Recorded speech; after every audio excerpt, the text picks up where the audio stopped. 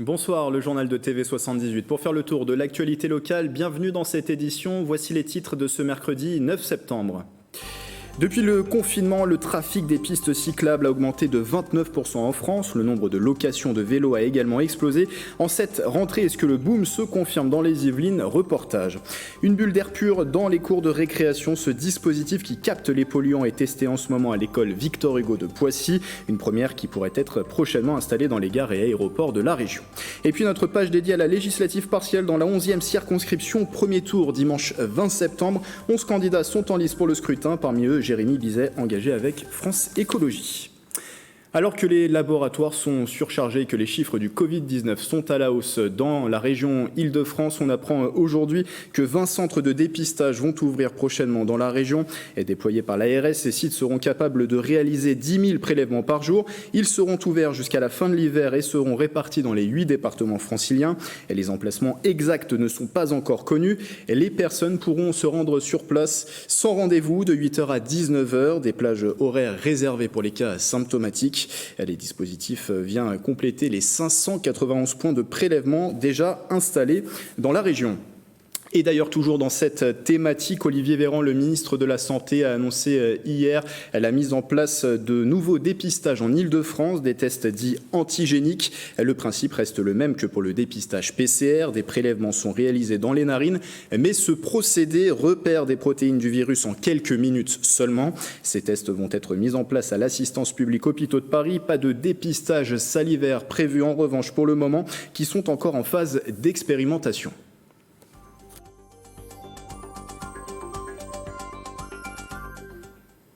La petite reine est-elle en passe d'être couronnée définitivement comme moyen de transport préféré des Français? Cela reste à confirmer, mais le vélo, c'est une certitude et de plus en plus utilisé en Île-de-France depuis le déconfinement. Le constat est même dressé du côté des boutiques spécialisées. Le reportage de Nicolas Dandry. C'est le moyen de transport phare du déconfinement. Le vélo connaît un franc succès. Dans ce magasin, le constat est clair, une augmentation de près de 30% des ventes depuis le 11 mai. L'envie de s'évader, de prendre un petit peu, d'aller voir un petit peu la nature, mais aussi l'envie de se déplacer autrement, peut-être de ne pas prendre les transports en commun, voilà, de changer un petit peu de mode de vie et de mode de déplacement. Les clients achètent aussi des vélos assez polyvalents pour justement faire un petit peu de tout, une pratique loisir, une pratique vélo-taf. Même phénomène dans cette autre enseigne, une croissance de 60% du chiffre d'affaires depuis le déconfinement. Un vélo sur 2 vendu est électrique. Plusieurs utilisations, les déplacements pour aller au travail, faire ses courses ou se balader. Aujourd'hui, on commence à avoir un peu de mal à avoir certaines appros. Il va y avoir, certains fabricants nous annoncent quand même un trou sur la fin de l'année sur le vélo. Aujourd'hui, on a aussi le flux du coup de monter les vélos qui sont déjà en magasin et dès qu'un vélo est monté, il part dans la semaine. Dans la région, il y a plein de bois, il y a des pistes cyclables qui sont, je crois qu'il y a plus de 200 km de pistes cyclables privilégiées, protégées, parce que là on peut faire du vélo en famille. Donc assez naturellement, les ventes de vélos suivent. Les infrastructures cyclables suivent le mouvement. Les intercommunalités s'engagent notamment dans cette voie. C'est le cas de l'agglomération Versailles-Grand Parc et le développement d'un réseau de 72 km de pistes cyclables. Les associations vélo sur le territoire qui prennent de plus en plus d'envergure, avec qui on essaye de discuter au quotidien pour faire avancer tous ces sujets. Mais c'est vrai que la crise est venue accélérer ce mouvement-là. Autre exemple d'engagement, le 27 mai dernier, la région Île-de-France a voté une enveloppe de 300 millions d'euros. Objectif, développer le RER vélo pour relier Paris à la Grande Couronne via un réseau de pistes cyclables. Cet accord trouvé entre l'État et Île-de-France Mobilité, une subvention exceptionnelle, va être octroyée aux syndicats qui gèrent les transports dans la région. 1,4 milliard d'euros remboursables sur 16 ans pour compenser les pertes liées au confinement et à la crise sanitaire. Cette enveloppe va permettre de continuer les investissements sur le réseau et d'éviter une hausse des tarifs pour les usagers, a précisé la présidente de la région, Valérie Pécresse. Les franciliens vont donc peut-être pouvoir, avec le vélo et les transports, davantage se passer de leur voiture. Rappelons que 91% de la population mondiale respire un air pollué, d'après un dernier rapport de l'OMS. À Poissy, un dispositif permettant de créer une bulle d'air pur est testé en ce moment dans une cour d'école. Les précisions avec ce sujet de Célia Gatsongo et Justine Brasier. Rendre les cours d'école moins pollués, c'est l'objectif de ce dispositif innovant installé depuis une semaine dans la cour de récréation de l'école Victor Hugo à Poissy. Dans le cadre de la journée internationale de l'air pur lundi 7 septembre, la présidente de la région Île-de-France, le maire de la ville et la directrice générale adjointe de Suez sont venus inaugurer cette machine qui permet de créer une bulle d'air pur pour les enfants. Ce dispositif va donc permettre de capter de nombreux polluants, l'équivalent de ce qu'émettent en moyenne 550 véhicules sur un trajet francilien quotidien. Les particules fines, le PM10, PM2,5, PM1, ça va être aussi le dioxyde d'azote, le NO2, et ça va être aussi les composés organiques volatiles, les COV. C'est les polluants principaux qu'on retrouve dans les villes et aussi dans les écoles. En juillet 2020, l'État a été condamné pour son inaction concernant la pollution de l'air. Alors, pour encourager ces projets environnementaux, la région Île-de-France a mis sur la table 500 millions d'euros. Grâce au budget participatif environnemental de la région, toutes les communes qui décideraient de se lancer pour développer ce dispositif pourront déposer des projets et pourront se faire financer ce dispositif. Pour ce premier essai, l'école Victor Hugo, en plein centre de Poissy, n'a pas été choisie au hasard. On est en plein cœur du centre-ville où il y a des milliers de voitures qui traversent la ville comme les poids lourds qui n'ont rien à faire ici en matière de circulation, de transit. On a choisi ici parce qu'il y a beaucoup de passages et on veut pouvoir montrer qu'on peut purifier l'air avec des idées qui sont innovantes. Ce premier dispositif test, s'il fonctionne, pourrait se retrouver prochainement dans des gares, dans les métros ou dans des aéroports franciliens. Cette plainte contre X déposée par le maire de Carrières-sous-Poissy, Eddie Haidt. L'élu dénonce une pollution aux métaux lourds, une mise en danger de la vie d'autrui et atteinte à l'environnement causée par la mer de déchets. Cette décharge sauvage qui s'est étendue jusqu'à 350 hectares sur la plaine entre Carrières et Triel-sur-Seine. Pour l'élu, le lieu est devenu, je cite, l'égout géant de la capitale depuis la fin du 19e siècle. Un site de surcroît dangereux avec la présence sur place de traces de plomb et d'arsenic. L'objectif de cette action, c'est de faire payer les pollueurs pour la remise en état du site. Cet été, pour précision, le département des Yvelines a effectué sur place un chantier de dépollution d'une première parcelle. Page politique à présent dans ce journal avec une nouvelle interview dans le cadre de la campagne aux législatives partielles dans la 11e circonscription des Yvelines. L'entretien a été enregistré hier mardi.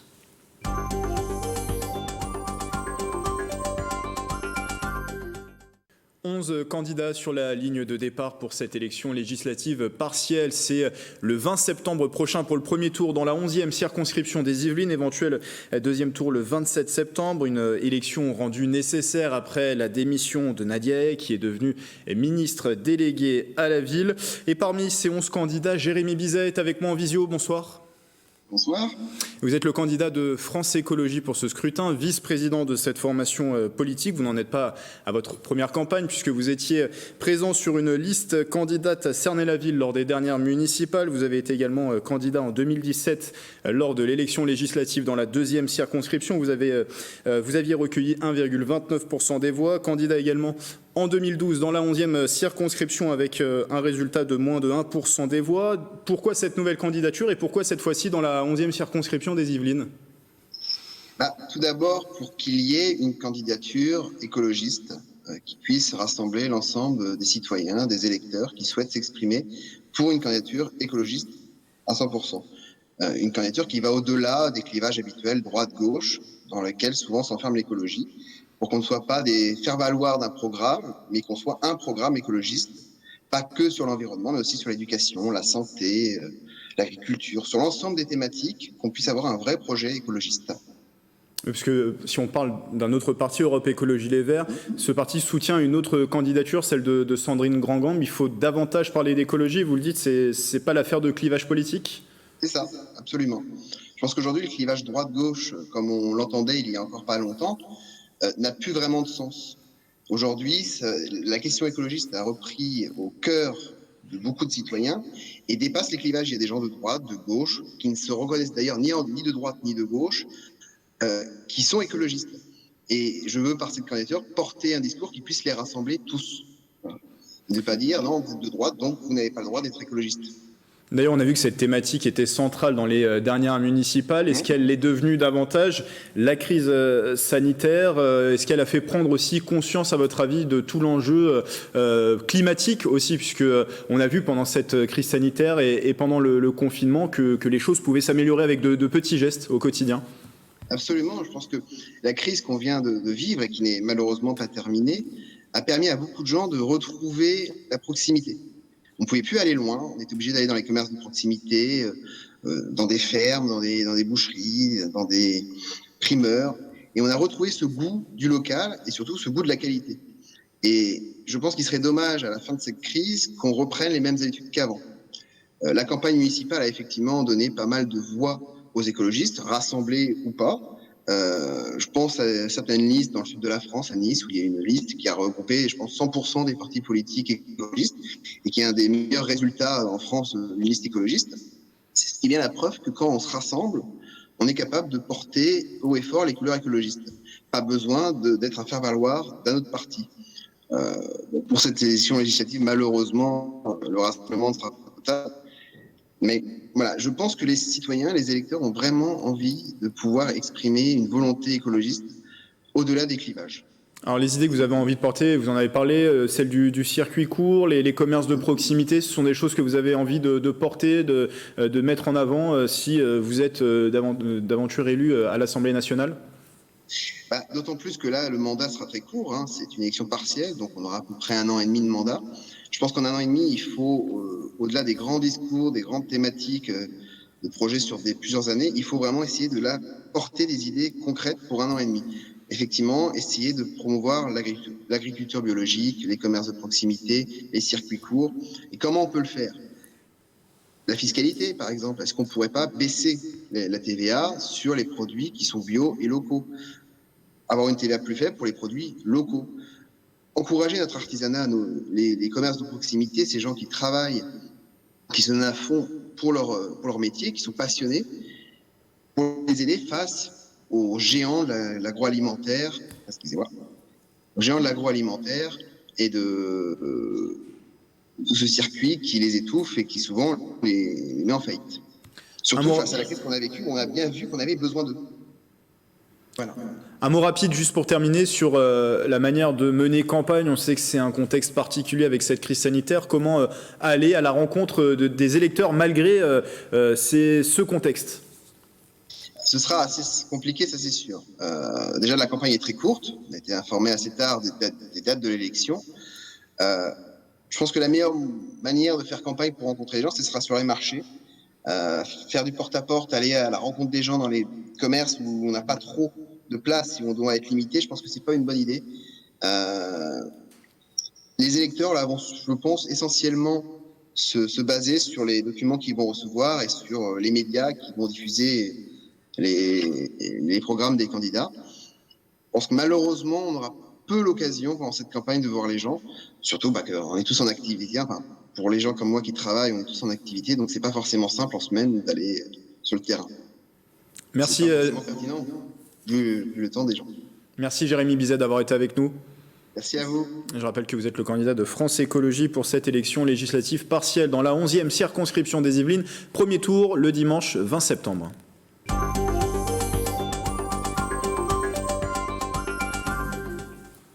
Un retour en direct pour parler consommation. C'est une pratique en pleine expansion. Le marché de l'alimentation végétarienne et végane devrait augmenter de 17% entre 2019 et 2021. Dans les Yvelines, un premier service de vente à emporter a ouvert à Bois d'Arcy. Ce fast-food vegan est un concept pour le moment unique dans le département. Présentation avec Ingrid Boinet et Mickaël Elmidoro.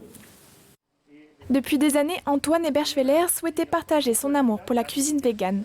Mais ce n'est qu'en juillet dernier que ce professeur d'histoire-géographie et sa femme Karima se lancent dans cette aventure à mi-temps.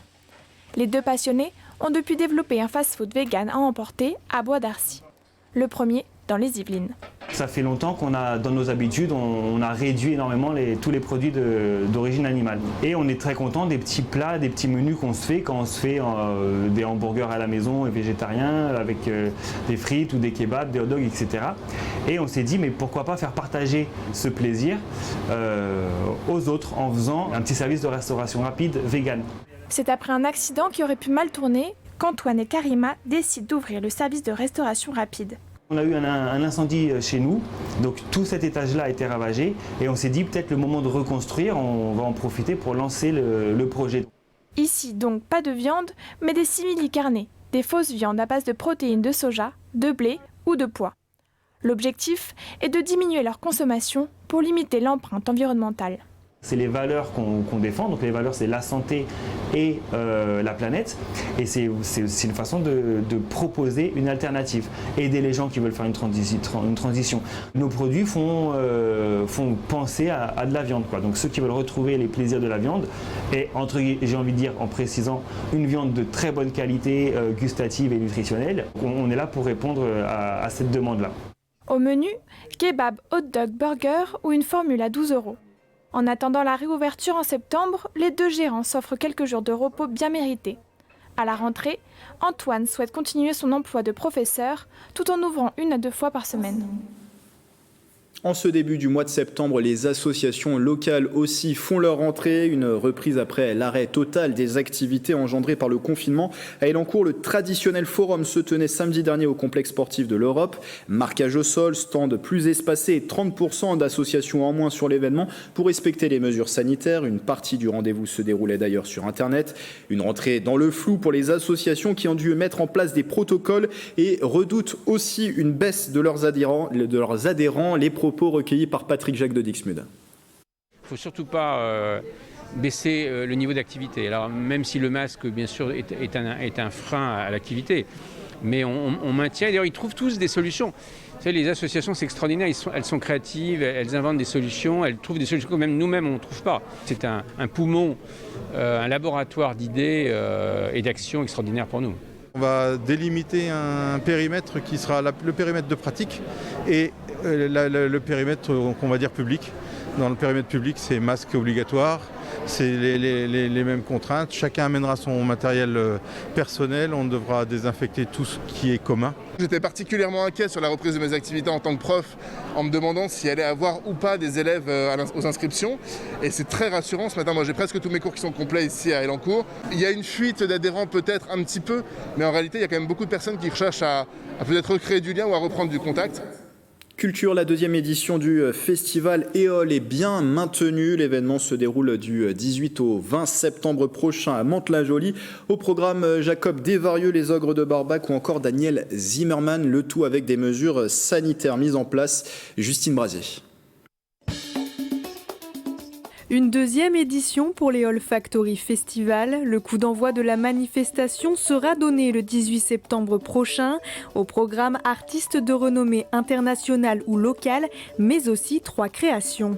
Donc évidemment, Nathalie Dosser avec le Duc orchestral vendredi. On aura aussi Jacob Desvarieux, ses amis et les musiques au pays le samedi. Et on aura également une création de Clémentine de Couture, qui est une chanteuse d'opéra et de musique classique qui travaillera sur le registre du jazz. Si à l'origine le groupe Tête Raide devait jouer sur la grande scène, les artistes ont été contraints d'annuler. Ils seront remplacés par les Ogres de Barbac. Le concert se déroulera le dimanche 20 septembre à 20h. Je dois vraiment remercier les Ogres de Barbac qui ont une vraie volonté de solidarité et de soutien pour le festival, qui savent le travail qui est déployé par les organisateurs et qui ont vraiment envie de continuer à assaisonner leur lien avec leur public. Et donc c'est pour ça qu'eux ont accepté avec grand plaisir de s'adapter et de venir au festival. Contexte sanitaire oblige, des dispositifs ont été mis en place pour respecter les gestes barrières, notamment le port du masque obligatoire ou encore un nombre de spectateurs limité. Il a fallu tout remodeler en termes de plan et pour assurer la sécurité du public. Donc il va y avoir distanciation, il va y avoir des parcours pour que les gens ne puissent pas se croiser, il va y avoir du nettoyage aussi sur l'ensemble du site du festival, des points de gel hydroalcoolique, enfin beaucoup de mesures qu'on connaît. Le festival se déroule du 18 au 20 septembre. Programme et réservation sur eolfactoryfestival.com. C'est la fin de ce journal. Merci de votre fidélité. Belle soirée à tous sur TV78.